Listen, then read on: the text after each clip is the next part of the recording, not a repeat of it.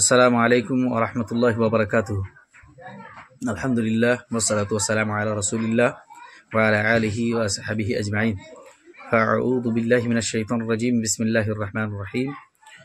ওয়া'তাসিমু বিহাবলিল্লাহি জামিআন ওয়া লা তাফাররাকু।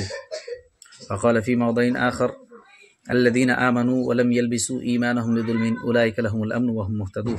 ওয়া ক্বালা ফী মাওদি'in আখার ওয়ামান ইয়াকফুর বিল ঈমানি ফাকাদ হাবিতা আমালুহু। সম্মানিত সুধী, আশা করি সকলেই ভালোই আছেন।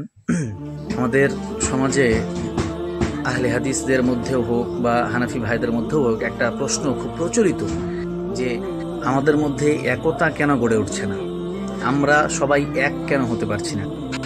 সর্বপ্রথম আমাদেরকে যেটা বুঝতে হবে সেটা হচ্ছে এই যে আমরা এক হব বা আমাদের মধ্যে যে একতা গড়ে উঠবে সেটা কিসের ভিত্তিতে হবে, এটা আগে বুঝতে হবে, যা আল্লাহ রাব্বুল আলামিন কোরআনের মধ্যে বলে দিয়েছেন।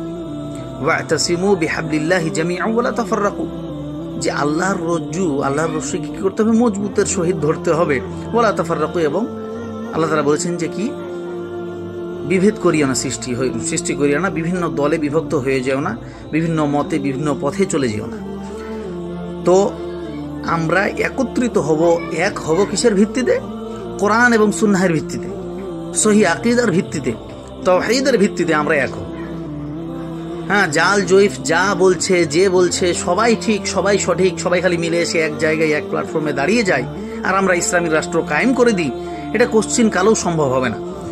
কারণ একজন মানুষ যে কবর পূজাকে জায়েজ মনে করে বা ইবাদত মনে করে, নেকির একটা, পুণ্যের একটা বড় কাজ, একটা বড় আমল মনে করে, ঠিক অপরদিকে একজন মানুষ যে মনে করে যে এই কবর পূজা করা একদম হারাম, একদম শিরকে আকবার, তাহলে এই দুইজন মানুষ তাদের এই দুই আকীদার সঙ্গে, একজন বলছে এটা শিরক, অপরজন বলছে যে না এটা একদম একটা নেকির কাজ, একটা ভালো কাজ, তাহলে এই দুইজনই নিজের নিজের এই আকীদার সঙ্গে কি কোনোদিনও কোশ্চিন কালেও একই প্ল্যাটফর্মে জমা হতে পারবে?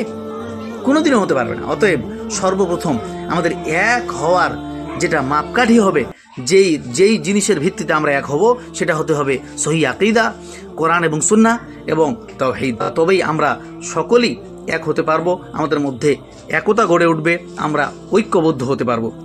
আর যারা লোকেদেরকে সবাইকে খালি এক হও বলে দাওয়াত দিই বা দাওয়াত দেওয়ার চেষ্টা করছি, আমাদের আগে বুঝতে হবে নিজেকে যে আমরা কিসের মাধ্যমে সবাইকে এক করব, কিসের ভিত্তিতে এক করব।